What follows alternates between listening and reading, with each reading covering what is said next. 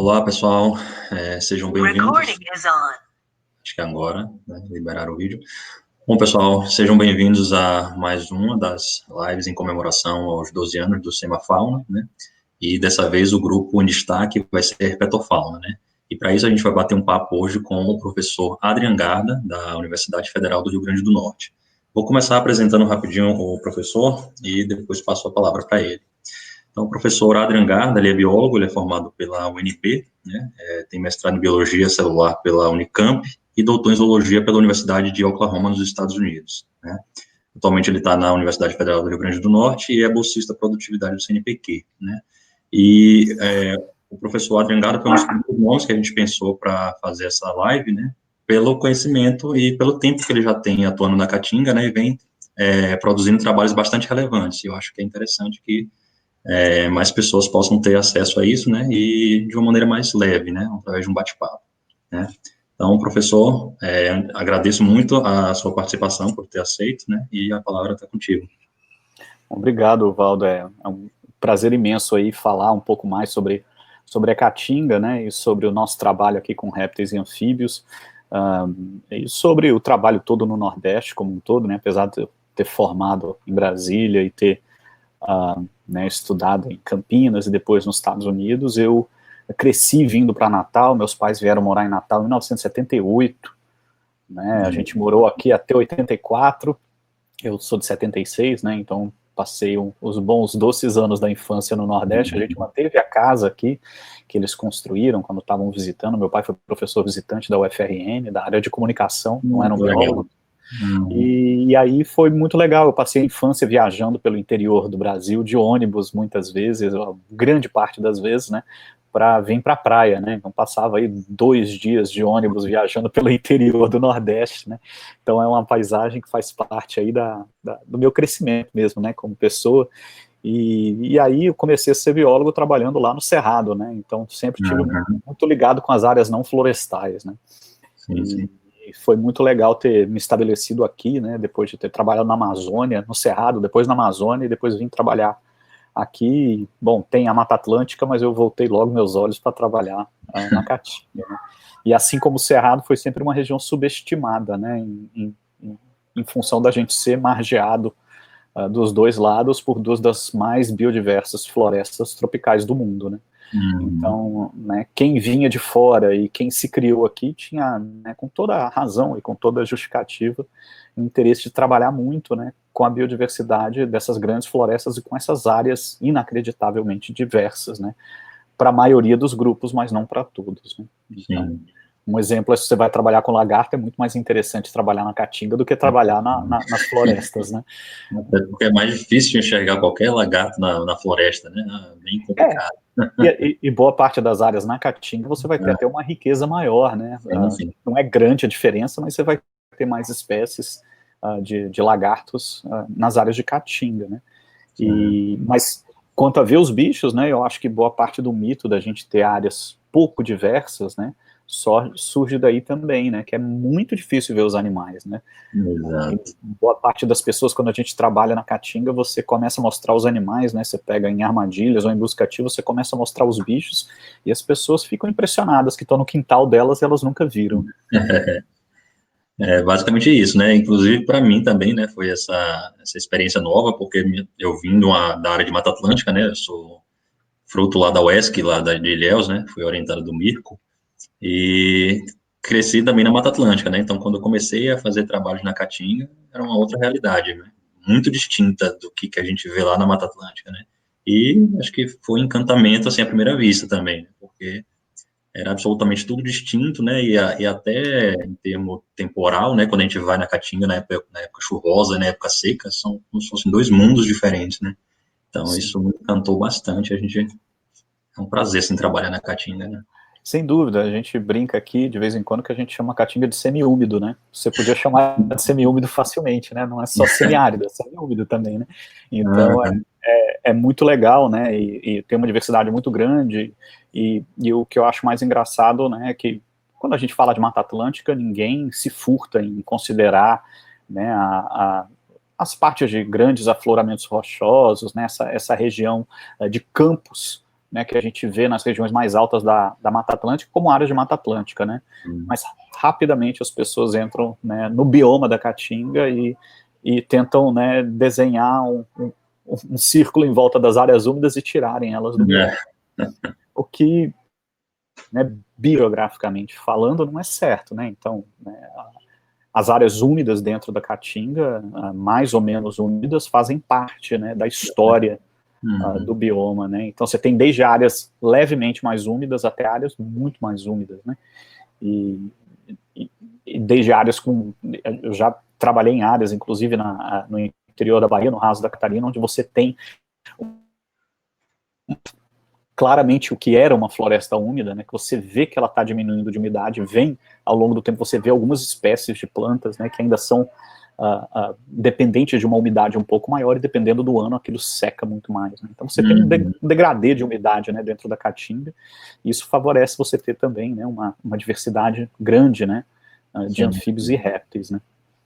Isso, a gente até percebe isso no monitoramento, né, nas áreas que a gente faz monitoramento, onde tem canais da transposição, né, que a grande maioria delas, né, fica em área de Caatinga estrito sensu, né, que é bem seco, todas as fitossonomias são mais secas, né, mas aí tem alguns pontos mais para as áreas mais do norte, né, que vão se aproximando de um outro tipo de formação que aumenta a umidade, a gente vai vendo diferença na vegetação, e aí a fauna começa a ficar um pouquinho diferente nesses locais, né.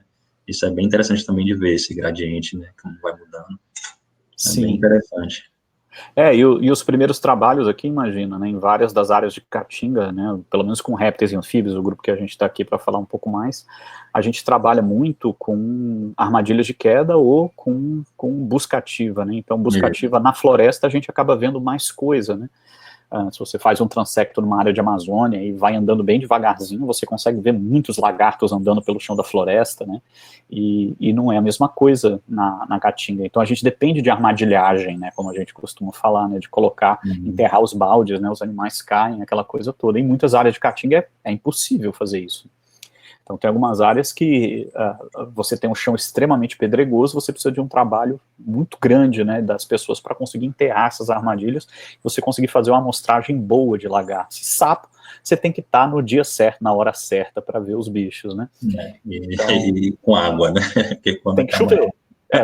O dia certo, a hora certa, assim, é logo depois daquela boa chuva, né, de 70, 80 milímetros, e que sai todo mundo, né, então, assim, eu brinco com o pessoal aqui que um bom levantamento numa região de floresta, né, de sapos, o cara, né, tem que passar vários anos indo. Aqui na Caatinga, se a gente pegar o dia certo, na hora certa você vai chegar e vai pegar todo mundo, né. Quase tudo. Exato, né. No mesmo lugar, é basicamente o que acontece. Exato. E se pensar historicamente, a ideia que a gente tinha, o que a gente chama de diagonal, né, dessas formações abertas, né, então se você olhar do Nordeste do Brasil até o Nordeste da Argentina, né, esse cinturão, né, que a gente chama de diagonal de biomas abertos ou biomas secos, né, Caatinga, Cerrado e o Chaco, o pessoal tinha a ideia de que essas áreas eram muito homogêneas, muito parecidas, né? E hoje a gente sabe que isso é longe de ser verdade, né? Então, só aproveitando o gancho, né, que você falou disso, que basicamente esse é o tema da nossa live, né, da nossa conversa, que que eu tô falando da Caatinga, né, passado e presente e futuro, né? Aí esse ponto que você fala já destaca um aspecto importante do passado, né? Essa visão que se tinha que esses ambientes, especificamente falando da Caatinga, né, eram pobres, né? E uma das coisas que acho que contribuiu para essa visão pode ter sido isso, né, de você, se não foi no momento certo, como você falou aí, né, você brincou, a pessoa acaba não vendo muita coisa, né? E aí, basicamente tem que ir no momento ideal, né? Ou fazer uma coisa de longo prazo para que você consiga ter uma ideia melhor dessa diversidade, né? Então, acho que isso contribuiu por um bom tempo para que se visse esses ambientes como um ambiente pobre, né? Que não é verdade. Tem dois passados aí, né? Tem o passado do próprio bioma, que é um passado geológico, né? Que a gente né, pode falar um pouco, né, sobre isso também, mas o passado de como nós vemos esse bioma, ele é muito interessante, né? Porque ele, né, é um reflexo muito claro da história brasileira. A gente colonizou o litoral e por aí ficou durante muito tempo, né? O Cerrado passa a ser colonizado e passa a entrar no mapa, né, a partir aí, né, da formação de Brasília, da construção e da mudança da capital, né?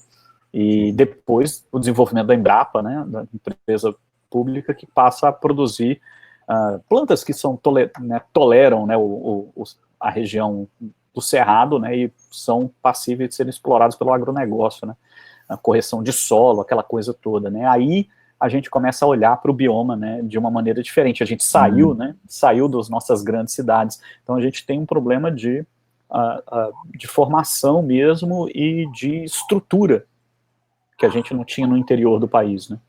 Então, as pessoas saíam, né, digamos, de São Paulo, que São Paulo é uma região mega diversa, né, e um dos grandes núcleos, ou do Rio de Janeiro, né, quando você viaja para uma região completamente diferente, como você tem aqui, você, né, praticamente não tem capacidade local com institutos de pesquisa e pesquisadores, como você tem agora em Petrolina, né, como a gente está finalmente interiorizando no Nordeste, né, a gente tem também no Crato, em outras regiões que são chave, né, e agora com os institutos federais também, né, colonizando, né, digamos assim, né, mas formando, né, instituições que localmente podem estar atuando. Então essas pessoas chegavam sem estrutura nenhuma dessa e com conhecimento muito mais voltado para áreas florestais, né. E aí o pessoal olhava os bichos e sem fazer uma pesquisa muito clara, você falava, não, é tudo a mesma coisa. Você via um tropidurus na Caatinga e via um tropidurus no Cerrado, não, é tudo uma espécie só. Mas longe de ser verdade, a gente sabe hoje em dia, né, e a geração logo seguinte, né, então vamos pensar em geração de herpetólogos que começam os trabalhos, né, você tem o Vanzolini, e depois estudantes do Vanzolini, como o Laurivich, né, que foi um americano que fez o pós-doc em Exu, né, passou mais de um ano em Exu, né, então tem trabalho assim clássico dele, né, com lagartos naquela região, e depois o próprio Miguel, né, e aí uma onda de outras pessoas que chegaram para o Nordeste, já essas pessoas conseguem mostrar, né, os trabalhos do Miguel são inacreditáveis, ele deve ser uma das pessoas que mais descreveu espécies de vertebrados viva no mundo hoje em dia, né, quase tudo no Nordeste, né, de sapo e lagarto que ele descreveu nos trabalhos aqui na região são impressionantes, né. E o mais impressionante é que continua, né, quase todo dia tem trabalho do Miguel nessas áreas, né. Continua, se você for pensar assim, olha, né, de 2003 a gente tinha reconhecidos, né, para o bioma Caatinga 116 espécies de répteis, é um capítulo de livro do Miguel, né. Hoje a gente tem, em 2017, a última contagem que a gente fez eram 224, então, praticamente dobrou. Né, quando a gente entra aí com o número de espécies de serpentes que aumentou muito, e é uma grande quantidade de espécies, tanto que você identifica de outro bioma que acaba ocorrendo dentro, não necessariamente vive na Caatinga, mas ocorre em algumas áreas dentro da Caatinga, até espécies que a gente descreveu novas, né, e a mesma coisa para anfíbios, né, quando você começa a ver a Caatinga como bioma, incluir as áreas úmidas e todas as espécies que foram descritas recentemente, né, você sai de 56 espécies de anfíbios para 100 espécies agora, né, 101 espécies reconhecidas para o bioma. É um aumento bem expressivo, né, e que parece que não vai parar por aí, né, acompanhando um pouquinho do que você está produzindo, né, seus alunos de vocês estão produzindo, a gente vê que tem bichos aí que, como você falou, que a gente olha e diz que é a mesma coisa, mas que parece que é uma diversidade bem maior dentro deles. Né? Sem dúvida, no momento, né, a gente tem no prelo 3 espécies de sapo que estão saindo, né, então, né, são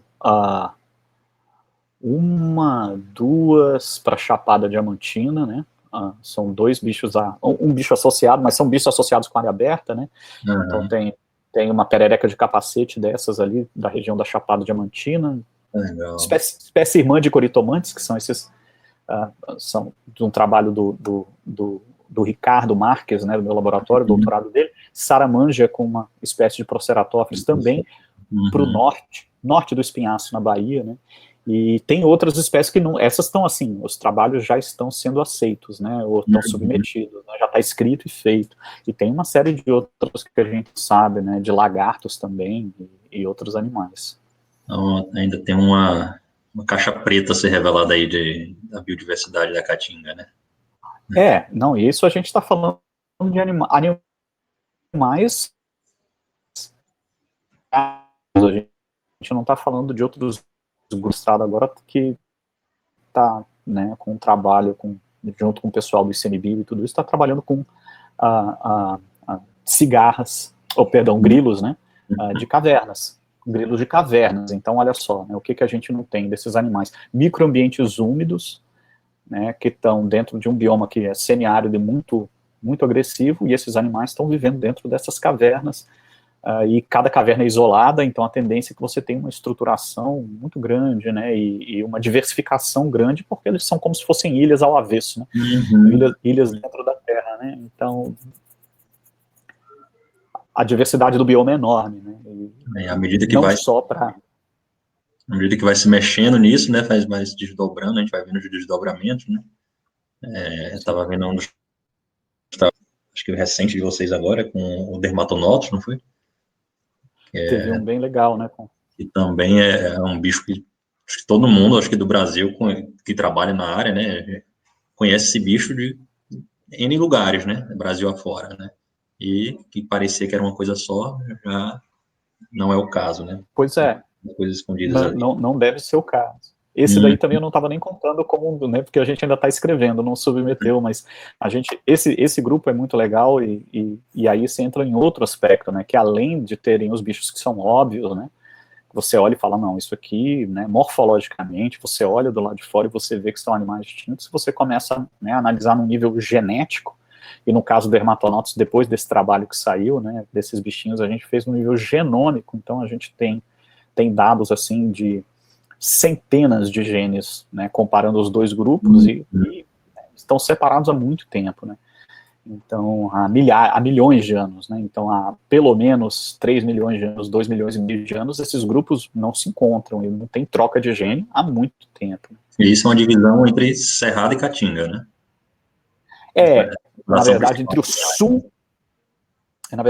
sul do Cerrado, então essa é uma divisão que existe para vários grupos da herpetofauna, porque assim, tem um pedaço do Cerrado que entra pelo Tocantins e o Piauí, né, e um pedaço correm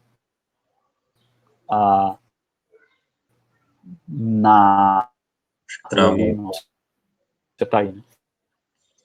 Tá, sua imagem está travada e o áudio está Norte picotado. do Cerrado, né? Então essa divisão para dermatonotos não é Cerrado e Caatinga necessariamente, mas os... Acho que eu estou com um pouquinho de problema agora para te ouvir. Você está me escutando bem, André?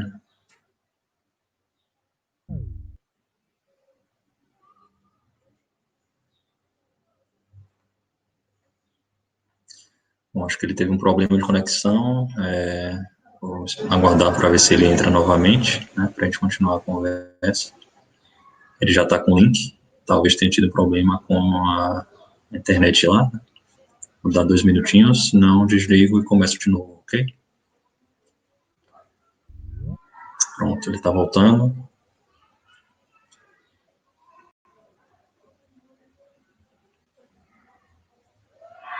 Eu tô te vendo, só não tô ouvindo agora. Ok.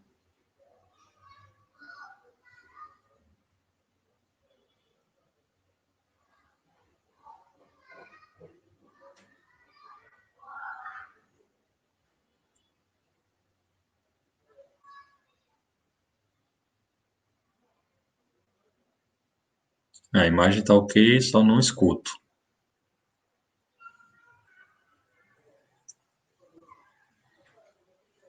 Você me ouve bem? Escuta? Oi, vê? Eu só não consigo te ouvir.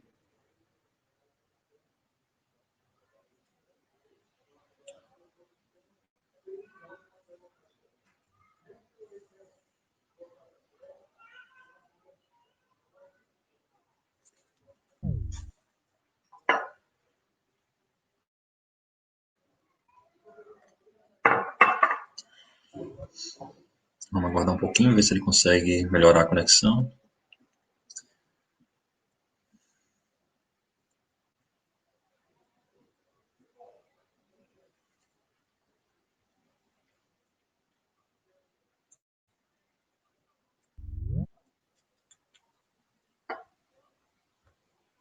Continua sem som.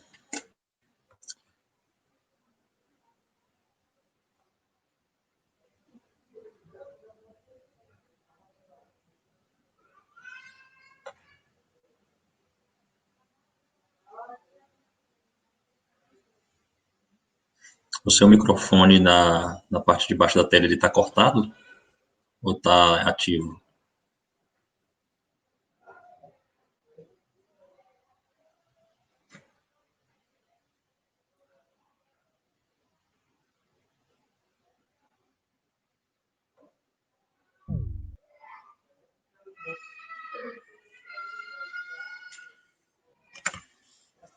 Vamos ver se ele consegue voltar.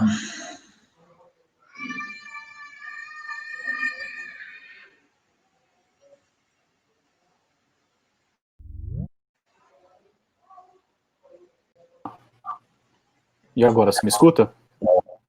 Então, agora escuto, vejo e ouço. Na hora que você loga, ele tem um lugar para você escolher, né, o áudio, se ele vem pelo microfone ou pelo computador. Depois eu mudo e ele não aceita mudança, só na hora que eu logo, eu acabei de descobrir. Bom, desculpem nossa falha técnica, e o pessoal da edição pode depois cortar. Mas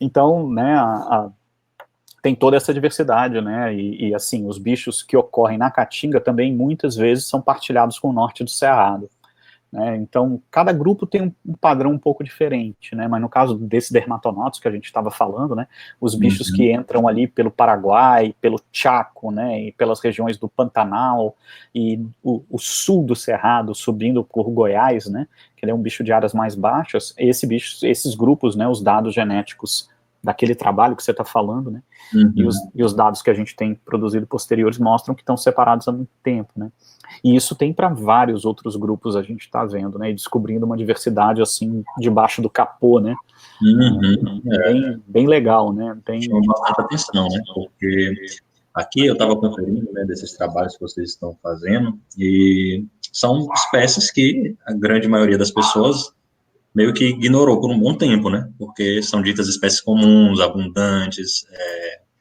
que, sei lá, todo mundo passa a maior parte do tempo tentando encontrar alguma coisa super interessante que ainda ninguém conhece e tal, mas esquece de olhar com calma, né, essas coisas que estão bem diante dos olhos da gente, né, então só de alguns que eu listei aqui, né, a gente tem o lagarto, o Ligodactylus plugei, né, o Polycrus acutirostris, né, Sim. Aí de anfíbios a gente tem o Dermatonotus, agora o caso de pipa, né, que eu também achei o máximo, o caso da pipa carvalho. O trabalho do pessoal da Tami Motti, né, a Luana, é muito legal esse trabalho, foi bem interessante. Muito legal. O próprio Proceratops, né, que tinha descrito o Áridos e o Caramasque, né, como espécies separadas do Cristiceps, e parece que não é o caso, né, não encontrou nenhuma evidência para isso, né, então, agora, é bem legal, e no caso dos Proceratops, a gente tem uma que está, né, submetido agora também, que é esse bicho do norte, que a gente chama do norte do espinhaço, né, então você pode dividir o espinhaço na região nordeste, né, entre o espinhaço do sul, que pega ali um pouco abaixo Chapada Diamantina, aí você tem o meio do espinhaço que você vai pegar, né, Morro do Chapéu, Jacobina, e tem uma porção mais ao norte, né, que chega ali para baixo de Centro-Sé, ali do Boqueirão da Onça, né, e a gente tem uma espécie também de Proceratops totalmente diferente, né, bem distinta, ali daquela região, que deve, se tudo der certo, tá saindo em breve, né? Então, é muito interessante, muito legal. Né? E temos trabalho... Sim, pode falar. Não falei. Num dos campos que a gente fez recente agora também, achei um bicho bem interessante que pelo menos eu não conhecia, né? Nunca tinha pegado o bicho mesmo por causa desse caso, né? De você não estar no momento certo, na hora certa, mas dessa vez eu peguei, que é o Odontophrynus, né? Sim. Achei o máximo, porque eu ficava louco para ver esse bicho e até então não tinha conseguido ainda, né? Eu já peguei várias fases de chuva e tal, mas nunca apareceu o Proceratops, né? Dessa vez agora apareceu ele, né? Pois e tem os Ceratópteros também, que são grandes coringas aí espalhados. Apareceu também o Ceratópteros nesse último campo, junto com o Odontophrynus, sabe? Foi um campo bom. Olha que legal. Guarde as amostras, como a gente diz, né? É bem interessante, né? Esse bichinho também tem alguma coisa sobre ele que pode se descobrir? Então, né, como a gente tem feito com animais que são amplamente distribuídos, né, então qual que, né, você falou de animais que o pessoal geralmente vê que são comuns, né, então tem duas espécies saindo agora que ocorrem no bioma da Caatinga também, de Leptodactylus, associados a essas manteigas, né? Então o Felipe Medeiros, que foi doutorando com a gente, ele revisou esse grupo todo, né? E a gente encontrou dois bichos, né? Que na verdade uma espécie nova que ocorre na Chapada Diamantina, mas também tem uma perna dela que entra aqui por Pernambuco, né? Para algumas regiões de baixa altitude em Pernambuco, então regiões mais amenas, mas são animais que a gente vê como sendo, né, comuns, e eu tenho uma aluna de mestrado trabalhando com os fisalemos, e um aluno de doutorado trabalhando com a sínax. Então é muito legal. Os bichos que todo mundo... O feijão, exato. Porque assim... porque o nosso laboratório sempre teve um interesse mais desse padrão histórico, né, do padrão histórico do bioma, né, e você pegar espécies que são amplamente distribuídas e relativamente comuns, né, a gente tem um N muito maior, né, então a minha pergunta sempre era, e aí, o que aconteceu com, né, com a caatinga? A caatinga tem estrutura genética dentro da caatinga? Não tem, antes de fazer a pergunta sobre... Né, espécies críticas e espécies novas, né? Mas aí a gente acabou vendo que mesmo dentro desses grupos que a gente acha que é uma coisa só, né, na verdade tem muita coisa distribuída, ou não, tem alguns padrões que são uma coisa só, como com Boana raniceps, né, que é esse bicho que a gente também pegou e tem um trabalho que tá submetido também, a gente está vendo que são duas grandes linhagens, né, climaticamente distintas entre né, essa divisão que eu falei para você do sul da Caatinga, que vai até o Chaco, do Cerrado, que vai até o Chaco, e os bichos que ocorrem na Caatinga e sobem entrando pelo Cerrado, né, então são duas grandes linhagens que não respeitam tanto os biomas, assim, tem muitos bichos que tem essa distribuição. Então, tem uma coesão histórica e climática no norte da diagonal e outros mais ao sul, né? Então, é bem legal. As raniceps, elas são uma coisa só. A gente interpreta como sendo uma coisa só, existe evidência para fluxo gênico recente, né, então essas populações estão trocando, né, migrantes, né, com uma certa frequência, mas existe já uma estruturação, né, que indica dois grupos climáticos bem distintos, né, e que estavam antes em contato no passado. Então, quando eu falei para você que tem dois passados, tem um passado que a gente interpreta olhando o bioma, e tem o passado real do bioma, né? Então, as mudanças climáticas afetaram muito a Caatinga, a gente sabe, né? E afetaram os biomas vizinhos, as mudanças climáticas ao longo dos últimos 2 milhões de anos, né? Então, a gente vê um padrão de, se você olha assim, o que a gente faz, que a gente chama de modelagem de nicho, né? Então, a gente pega os dados onde as espécies ocorrem e faz uma busca, né? Por assim dizer, para simplificar bastante, né? Com regiões com clima e variáveis climáticas semelhantes para dizer onde a espécie deve ocorrer, baseado onde ela ocorre, né? E essas modelagens mostram uma caatinga bastante dinâmica para algumas das espécies, né? E o processo que continua, né? Foi o caso, por exemplo, que eu acho que trabalhou vocês do Ligodactylus, né? Que teve uma separação mais antiga, né? Mas depois tem uma mais recente que também está acontecendo, né? Exato. Por exemplo, né? Esses bichos são massa, né, porque são poucas espécies no Brasil, agora a gente sabe que tem umas que estão para serem descritas aí, a Flavinha está mexendo nisso, mas eles são um grupo irmão da África, né, então estão aqui, e o mais curioso, se for ver, eles chegaram aqui 28, 30 milhões de anos atrás, né, e a América do Sul separou da África há muito mais tempo, né, mas os primatas também têm uma chegada mais ou menos por aí. A gente estava separado por um oceano, né? Como esses bichos chegaram aqui, ninguém tem certeza, né? Ainda, né? Esses assuntos, né? Você fica tentando encontrar pontes, né? Exatamente. Bem legal. E aí, né, você tem algumas espécies que estão separadas há muito tempo, que nem você falou, e outras não, que divergiram recentemente com essas mudanças de distribuição da Caatinga e do Cerrado, né, principalmente. A gente tem uma grande ilha no nordeste de Goiás, né, uma ilha eu chamo, né, mas um grande fragmento de floresta estacional, semidecidual, não, floresta sazonalmente seca, né, que é o que caracteriza a Caatinga ali, né. E aqui também tem a questão do rio, né, o Rio São Francisco, né, acaba sendo uma barreira também bem importante, né, para alguns grupos, né. E exatamente. Tem um papel legal também nessa questão da diversificação da fauna aqui da Caatinga, né. Tem grupos claros, né, teve um trabalho pessoal de Campinas que fez com as filomedusas agora, mostrando que o rio tem né? Existe um aparente papel do rio como barreira semipermeável, tem esse do Ligodactylus da gente. A gente viu isso para os cremidóforos também, de uma maneira bem interessante, que o rio, um dos primeiros trabalhos da gente, a gente não viu essa diferença, mas depois, olhando só para um dos genes, a gente percebeu isso, né? Com um trabalho recente de 2018. Então, é bem legal ver, né, como que alguns elementos da paisagem na Caatinga estão influenciando, né, a diversidade dentro das espécies, inclusive, não só a diversidade de espécies, né. Então, a gente começar a fazer uma observação dessa fauna, né, associada com cada tipo de formação, porque, embora, né, a gente tenha essa imagem homogênea da Caatinga, né, que não é verdade, a gente sabe que tem esses pontos, né, que tem histórias bastante particulares, né, bastante diferentes uns pontos das outras, né. Essas áreas de altitude, tem essas áreas que são separadas pelo rio, né, que acabam evoluindo faunas distintas, né, então acho que esse olhar mais direcionado para essas particularidades acaba ajudando, né, a desmistificar essa coisa de que é tudo uma coisa só, de que é pobre, né, porque a gente tem uma diversidade bastante grande, né, e se desdobrando, né, o que a gente está vendo é só um desdobramento. Isso é uma coisa, se você for pensar assim, em áreas semiáridas do mundo, né, semiárido mesmo, caracterizado por pluviosidade e tudo isso, a Caatinga, com certeza, está entre as 3 áreas semiáridas mais biodiversas do mundo. Fácil. Não, né, se você for pegar todos os grupos, né, de plantas, de animais e tudo isso, e for fazer uma observação dessa, claro, né, você vai ter alguns lugares semiáridos que vão ter mais espécies de lagartos que a Caatinga, por exemplo, como um todo. Mas se você pega o bioma todo e compara com outros desertos e regiões semiáridas, ela é uma das regiões mais biodiversas do mundo.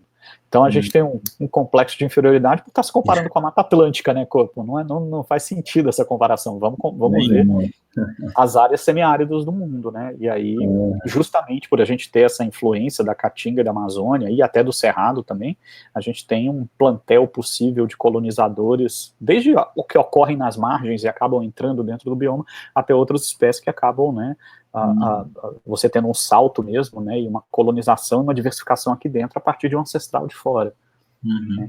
Então essa é uma grande questão agora, inclusive, né, até onde que a diversificação da Caatinga é de elementos in situ, ou seja, né, de especiação dentro do bioma, até que é colonização dos biomas florestais ou dos biomas savânicos vizinhos. Né? Qual que é a contribuição de cada um desses? Né? Então a gente precisa de um bom trabalho de biogeografia para a parte de animais, né?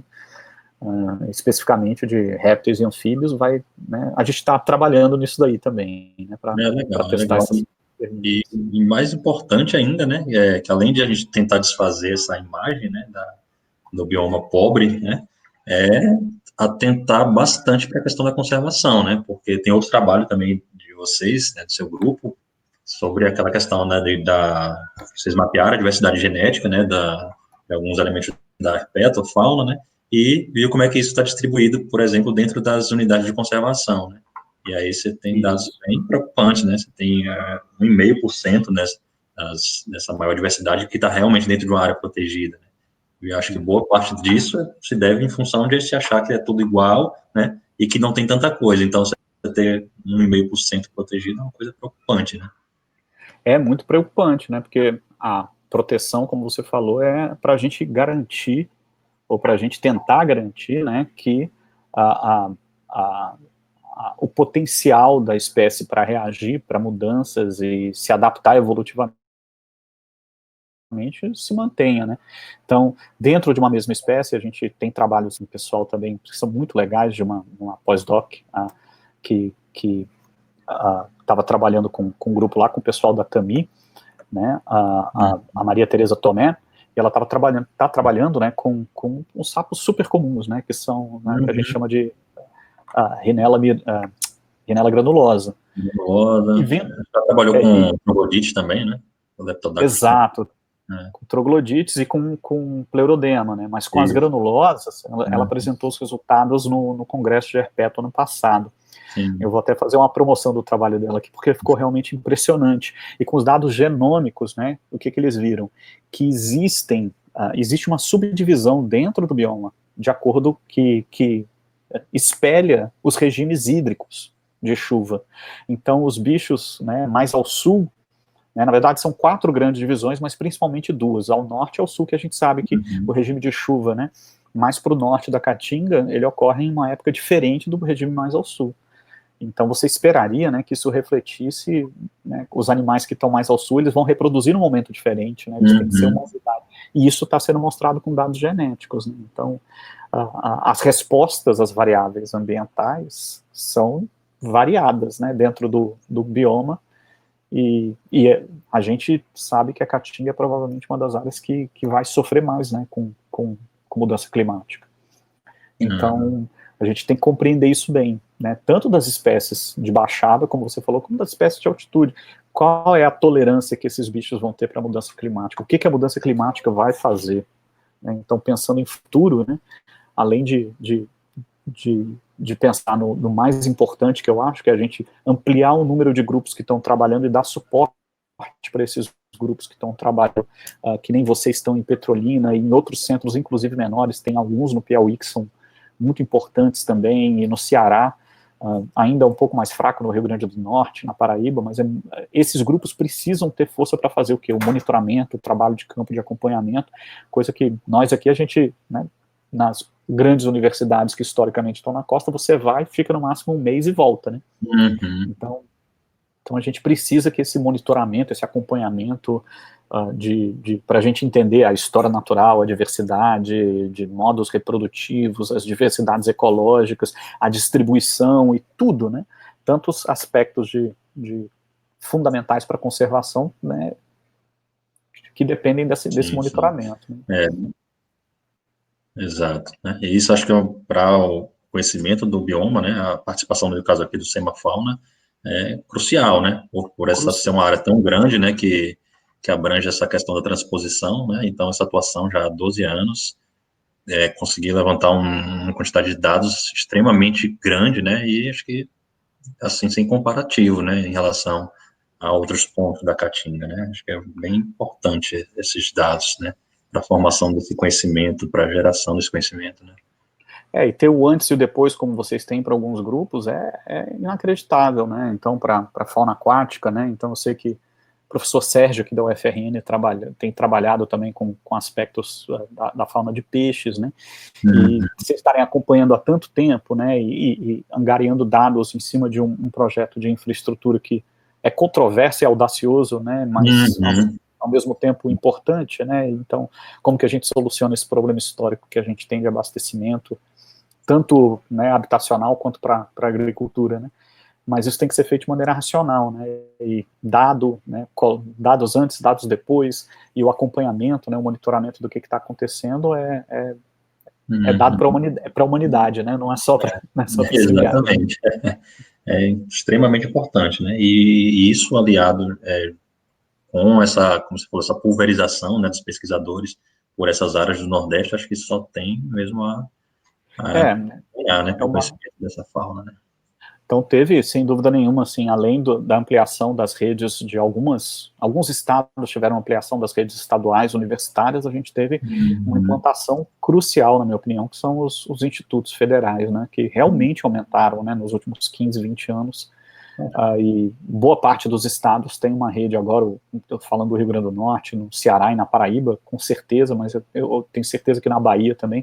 Então, todos os lugares têm agora um instituto com algum curso praticamente técnico, né, e graduações federais, ou né, ensino médio fundamental federal. Né? Então, essas áreas vão ter papéis fundamentais para a formação de recursos humanos e para a manutenção de pesquisadores.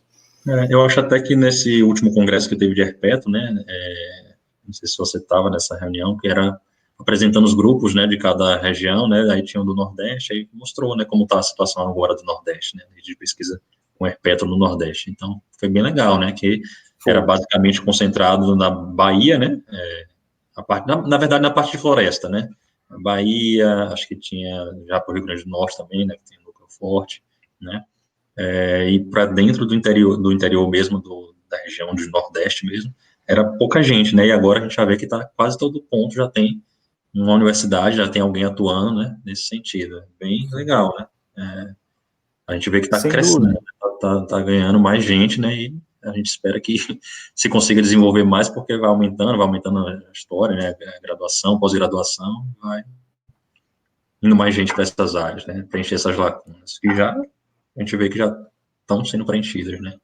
Sim, quando eu cheguei em 2009, a boa parte do monitoramento era feito pelo pessoal do ICMBio de Brasília e com pesquisadores de São Paulo, né, pelo menos da parte de répteis e anfíbios, e agora você está vendo, né, tem centros se formando no interior do Piauí, tem, né, a infraestrutura, vocês mesmos se formaram aí num grupo muito forte, né, no interior do Pernambuco.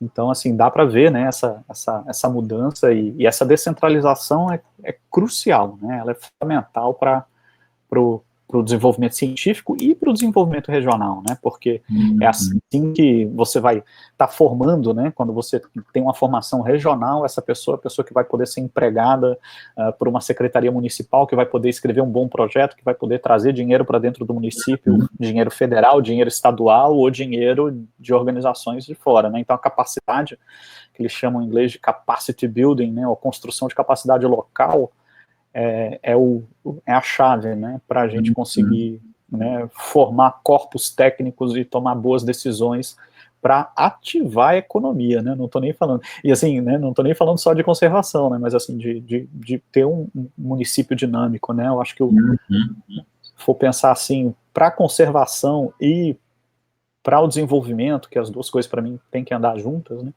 a gente precisa de municípios bem estruturados, com pessoas boas na área de economia, sim, na área, né, de sociologia também, na área de antropologia também, na área de ciências biológicas também.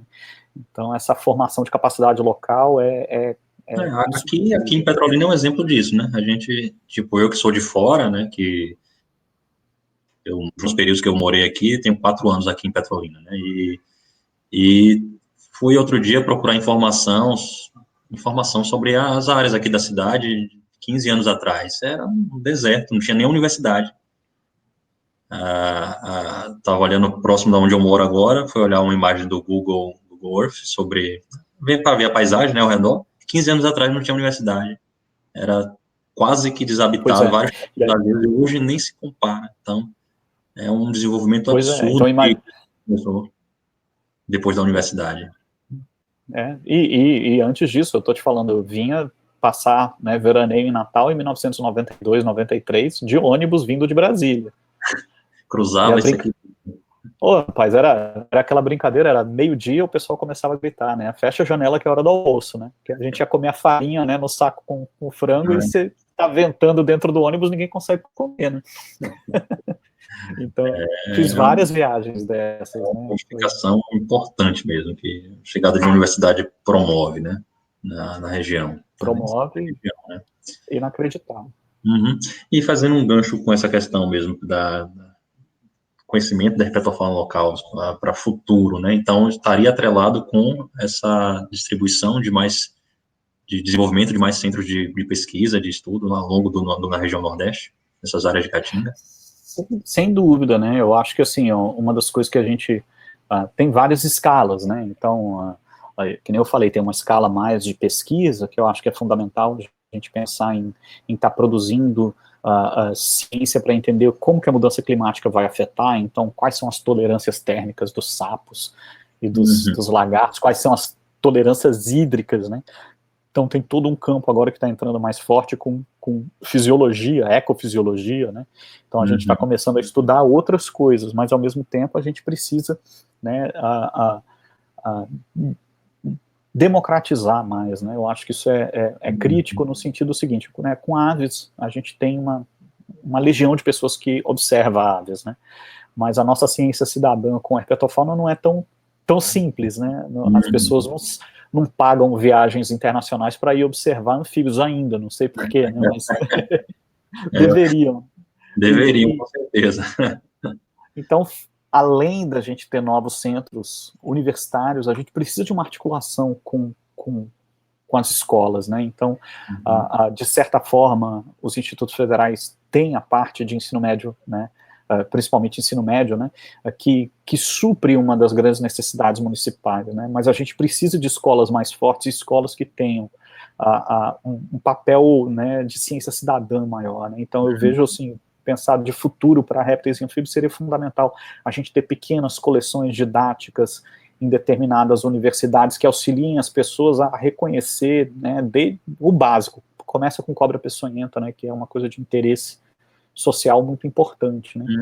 E até um conhecimento, né, de que bichos ocorrem onde você vive, que bicho que é perigoso, que bicho que não é perigoso, e que bicho que é útil. Em vários aspectos, né? Aqui, por exemplo, agora, acho que deve ser uma situação que está acontecendo no Brasil todo, quando foi o período mais intenso mesmo da quarentena, né, por causa da pandemia, mais pessoas ficaram dentro de casa, né, mais tempo, e aí se começou a ver mais relatos, né, sobre bichos que estavam entrando em casa, bichos que as pessoas desconheciam, né. Aqui, por exemplo, a professora coordenadora do Sistema Fauna, inclusive, ela até tocou nesse assunto, né, de que estavam aparecendo cobras dentro do condomínio que ela mora, né, e as pessoas estavam matando, tipo um Oliófis, um bichinho completamente inofensivo, né. Exato. Que morrem porque a pessoa tem um medo histórico, né, de serpente e não tem o menor conhecimento, né. Vive com a gente, com isso do lado da gente, porque eles estão aqui, a gente está cercado por mata, né. Tá aqui, os bichos estão aqui, né. Então agora que tá todo mundo um pouquinho mais parado em casa, começou a ver isso, né. Só que sem nenhuma informação, né, acaba quem paga a conta vão ser os bichos, né. Exato, e pensando nisso, foi no início da quarentena eu montei um site, eu não sei se você chegou a ver esse site com, né, todos os lagartos e todas as cobras e todos os anfíbios da Caatinga, né? Então, para os anfíbios eu consegui colocar fotos já, né, e a gente está fazendo isso agora para lagartos e cobras, né, mas a gente tem, o site tem foto e tem canto de quase todos os anfíbios da Caatinga. Que legal, que legal. Depois eu posso compartilhar com você, se você quiser mostrar aí sim. Na gravação o pessoal puder colocar depois, eu não sei se eu tenho como compartilhar aqui com você, mas é uma ferramenta também para o pessoal, né, com esse intuito, né, e no futuro, quem sabe, colocar mais informação, texto mesmo, né, para que as pessoas possam acessar e ver, olha, né, que bicho que é esse que eu encontrei. E difundir mais essa ideia da ciência cidadã, né. Então, tem muitas possibilidades com isso aí, cara, né, você pensar com aplicativos relativamente simples, o pessoal aí do Sistema Urubu tá pegando fotos de animais atropelados no Brasil todo, e, né, se você pegar um telefone celular na beira de uma lagoa e fizer uma gravação, e só enviar essa gravação, a gente já identifica um monte de sapo cantando, né, pelo menos até, não só gênero, né, mas abaixo de gênero, né, você vai conseguir achar, deve ser grupo X Signatus, por exemplo, Sinos do grupo X Signatus cantando, né, então a gente já tem foto também, você pode fazer a mesma coisa, né? Então uma das primeiras coisas seria isso, né? Mas essa articulação com o ensino médio fundamental é um grande gargalo, na minha opinião. Eu acho que isso é a parte mesmo, problema que deve ser trabalhado para o futuro, porque já é muito difícil, né, a gente, ainda mais agora, né, que o cenário está muito complicado para as universidades, né, mas já é muito difícil você conseguir recurso, tudo para trabalhar com conservação mesmo, né, para conseguir informação básica, na verdade, né, que acho que vocês estão em uma outra etapa, né, fazendo coisas a partir de informações que vocês já obtiveram tempo atrás, né, mas tem lugares desses que falta o básico ainda, né, informação básica para começar a partir dali você trabalhar outras propostas, né. Então, acho que começa nessa estruturação, né, a partir da escola mesmo, né, para tentar levar uma visão diferente sobre essa fauna que é tão próxima da gente, né, que acho que todo mundo conhece tanto e acaba tendo esse tipo de problema, né, acho que não colabora em nada, né, para a conservação desse grupo a longo prazo, né, é uma questão importante. Com certeza, a gente tem alunos aqui que não conseguem ver um slide de sapo, que eles, literalmente, um aluno que entra na ecologia ou na biologia, você bota um slide de sapo na tela, ele baixa o rosto porque tem um horror orgânico. Né? Eu tive alunos assim também. Pois é, né, é bem curioso. É cultural, é bem interessante. Certo. Tocando em outro assunto, né, que você falou algumas vezes aí, sobre essa questão, né, das pesquisas envolvendo questão climática, né, sobre a resposta desses grupos da herpetofauna, né, essas questões que a gente ainda não sabe como é que eles vão se comportar. Só que aí tem outro trabalho de vocês, né, que vocês exploraram questões de mudanças demográficas, né, que aconteceu de maneira sincrônica a nível de comunidade, né. Então, seria possível já criar como uma hipótese que mudanças climáticas podem atuar da mesma maneira sobre esses grupos, né? Essa resposta deles pode ser semelhante ou não? Então, a gente vai esperar, né, que nem aconteceu no passado recente, há 250 a 350 mil anos atrás, que esse trabalho mostra aí que para vários grupos a gente teve expansão, né, então as populações aumentaram e a gente vê esses sinais nas sequências de DNA, né. Então, a gente espera que aconteça uma mudança demográfica também à medida que o clima mude. O problema é que o clima está mudando de uma maneira muito rápida, né, muito mais rápida do que aconteceu no Pleistoceno, por exemplo. Então, a velocidade da mudança é o grande problema das mudanças climáticas causadas, né, pelo homem, ou influenciadas pelo homem, né? A gente tem um aumento, a velocidade do aumento da temperatura é muito grande, né? Então, a gente não sabe como esses grupos vão reagir. Então, uma das coisas, ou uma das frentes que é interessante que a gente está abrindo de pesquisa é o seguinte, né? Animais que ocorrem, a mesma espécie, por exemplo, que estiver ocorrendo num gradiente de altitude, em determinadas regiões mais altas, ela vai ter um padrão de expressão de genes. Em regiões mais baixas, ela vai ter um padrão de expressão distinto, né? E você tem fluxo gênico dentro dessa espécie. Então, qual é a flexibilidade dentro de uma espécie para expressão de genes de tolerância de temperatura? Então, se você pegar um bicho no alto da Chapada Diamantina, provavelmente ele vai ter uma preferência térmica diferente e uma tolerância térmica diferente do animal da Baixada. Então você espera que mudanças, né, você tenha uma mudança no gradiente de altitude. Algumas espécies comecem a colonizar regiões mais amenas à medida que a temperatura na parte de baixo for aumentando. Então, o que acontece? Quando a gente faz aqueles mapeamentos de modelagem de nicho, que eu estava falando contigo, que, né, você pega o ponto com a temperatura atual, mas se você fizer a modelagem de nicho levando também a tolerância térmica da espécie, você faz uma modelagem mais refinada. Então, você pega dados de ecofisiologia para fazer a modelagem de distribuição no espaço. E aí você faz para os cenários futuros também. Né? Então, aí você vê, bom, no futuro, se a gente tiver um aumento de 2 graus daqui a 60 anos na temperatura média do planeta, como que vai ser a superfície de temperaturas, de umidade relativa dentro da caatinga? E como que a distribuição atual desses animais que tem essa tolerância fisiológica vai ocorrer no futuro, entendeu? Eu não sei como é que tá para essa fauna da caatinga, né, mas acho que, eu não lembro agora, acho que é o trabalho do Miguel Terredo, né, que fez algumas coisas aqui em alguns biomas aqui no Brasil, né, e tem identificado que os bichos daqui estão vivendo já muito próximo da tolerância térmica, né. Eu não sei se ele incluiu essas amostras na caatinga, né. Então, esses são os primeiros trabalhos nesse sentido, né, que é junto com o pessoal do Barry Sinervo, né, nos Estados Unidos, que prevêem uma extinção grande entre lagartos. Mas esses modelos de tolerância e a curva de atuação do animal, eles estão sendo muito refinados recentemente, né. Tem um pesquisador de São Paulo, né, o Agostinho Camacho, mexendo bastante com isso. O pessoal da UNB está mexendo bastante também com o Guarino, junto com o pessoal da UFPB, o Daniel Mesquita. Então, existe uma coleta de dado grande agora, né, e o pessoal na Amazônia também, com a Fernanda Werneck, então tem muita gente mexendo com essa interface, né, então a gente tem os dados agora de distribuição das linhagens genéticas, a gente consegue sequenciar e ver o que cada espécie está expressando no nível genômico, e a gente botar os dados de fisiologia e você vê o que o animal, né, então a gente tem a expressão, né, a variação e a possibilidade de expressão ao longo desses gradientes de altitude, e você consegue modelar o clima para o futuro. Então a gente está ficando, né, quase assim, poderoso quando você consegue juntar esses campos diferentes, né. Então, tanto a filogeografia vai melhorar suas predições, quanto a ecofisiologia, quanto, né, a conservação, que é o grande objetivo no final.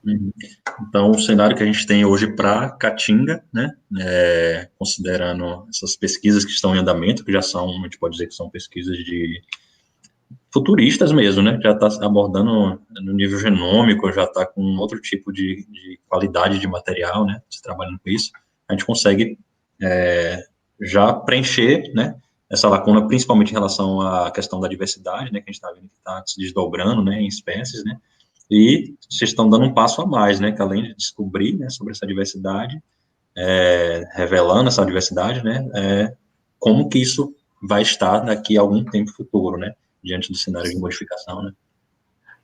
Né, como eu falei, assim, os primeiros cenários mostram que regiões, por exemplo, né, da Caatinga Senso Strito vão sofrer bastante com o aquecimento global, né, então a gente imagina que os eventos extremos vão ficar mais frequentes, né, então o que a gente vai ver? Você vai ver chuva, né, você vai ver, mas quando chover vão ser essas chuvas que a gente vê de vez em quando na Caatinga, 180 milímetros numa chuva só, né, que é terrível para cidades, né, como Caicó sofre isso com uma certa frequência e deve acontecer também aí com vocês, ainda mais na beira do rio, né? Então, né, e vai ter eventos, né, intensos de seca, né? Muito, a tendência são esses efeitos extremos, né, se pronunciarem, né? O que isso vai afetar para a maioria das espécies, a gente não sabe ainda, né? Então, o prospecto é que, né, com as mudanças climáticas, isso vai estar se agravando. Agora, como que essas espécies vão reagir vai depender desses trabalhos, é isso que a gente está tentando mapear. E aí, se você faz esse mapeamento e, de novo, cruza com as unidades de conservação ou, né, com os mapas das potenciais ou das áreas de maior interesse para conservação, isso foi um trabalho, né, que foi feito pelo MMA, que a gente participou, acho que teve muita gente aí também de Petrolina que participou, que foi coordenado até pelo Carlos Fonseca e pelo Eduardo 25 aqui da UFRN, né, de replanejar as áreas prioritárias para a conservação da Caatinga, né? Então, se você tem os dados de mudança climática, você tem os dados de áreas prioritárias, e esses dados de áreas prioritárias deles foram fantásticos, porque levaram em consideração pressão econômica, pressão social, né? Então, são mapas que cruzam não só meus objetivos de conservação de espécies, mas também o custo econômico de conservar essas áreas, para encontrar as áreas que, né, um planejamento sistemático de conservação, que a gente chama. Então, esse mapa está pronto. Você tem um mapa de projeção climática para o futuro e de tolerância das espécies, você pode cruzar tudo, né, e chegar realmente a áreas que são chave. Você fala, cara, olha, né, aqui é crítico porque vai sofrer menos com o aquecimento global, porque tem custo baixo para conservação, porque tem várias espécies endêmicas, então aqui tem que investir. Inclusive, uma das informações, acho que você falou agora do 25, né? Acho que tem um trabalho dele com a Marina Antogiovanni, né? Que eles, acho que, se eu não me engano, é o primeiro trabalho, né, sobre fragmentação da Caatinga, né? Que até então a gente se falava muito, né? Quando a gente fala de fragmentação na parte de floresta, né? E aí, só que mostra que os padrões são bem distintos, né? Então, você tem, por exemplo, borda na Caatinga 1 quilômetro, né? Uma coisa impressionante, né? Então, é tudo muito diferente. É muito legal essa avaliação, né, que vocês estão fazendo para falar de verdade sobre o cenário daqui, né? Não ficar só em estimativa, nem extrapolação de dados vindo de floresta, né? É bem interessante isso. Isso é muito legal, né? Esses dados, a Marina, né, o Carlos Fonseca e o Dadão, que a gente chama, né, que é o Eduardo 25, né, bem carinhosamente conhecido como Dadão, mas o trabalho deles é fantástico, né, porque faz justamente isso, ele fala distúrbio crônico, né, então você olha a foto dele e você vê a floresta, ou no caso, a Caatinga, mas se você for considerar determinadas medidas de influência de determinadas estruturas humanas, né, aquilo ali adentra, né, uma rede capilar para dentro desses fragmentos muito grande. Então, o que parece ser uma floresta intacta não é uma floresta intacta, né? Não é uma caatinga intacta, porque existe um distúrbio crônico contínuo ao longo do tempo, e é muito bom eles estarem quantificando isso, né? Eu acho que tem outros trabalhos legais deles para saírem também, que vão dar essa visão geral para a gente do bioma com oportunidade. Eles fizeram essa parte de oportunidade para conservação, essa parte de distúrbio crônico. Agora acho que eles têm algumas coisas que devem estar saindo para oportunidades para regeneração, né, ou área para você investir mesmo mais pesado em regeneração da Caatinga, né. Perfeito. Acho que a gente está chegando ao fim, né? Está dando mais ou menos 1 hora. Alguma mensagem que você queira deixar, Adriano, sobre pesquisas na Caatinga, herpetofauna? Poxa, com certeza, né? Vai para um brejo à noite, né? Senta, fica calmo ouvindo, olha para o céu, e aí vocês vão entender por que a gente faz isso, né? É a melhor coisa. Então, assim, no final das contas, né? Eu acho que estudar a natureza é isso, né? A gente está né, segue contemplando, né? Então é importante contemplar, né? Em cima de tudo, A gente quer ter uma economia boa, a gente quer ter as espécies para, né, as gerações futuras verem as espécies, mas a gente quer contemplar também, né? Então as pessoas não podem esquecer que a natureza está aí para a gente, né, preencher esse vazio existencial também, né? Então eu recomendo para as pessoas, né, contemplem, né? Não vão só não passem só, né? Contemplem. Com certeza. Ainda mais se estiver chovendo, aí que é muito lindo mesmo. Perfeito. Aí é perfeito. Então, Adrian, muito obrigado por ter aceitado falar com a gente, né? Acho que foi um papo bem agradável, acho que todo mundo que está assistindo, que vai assistir, né?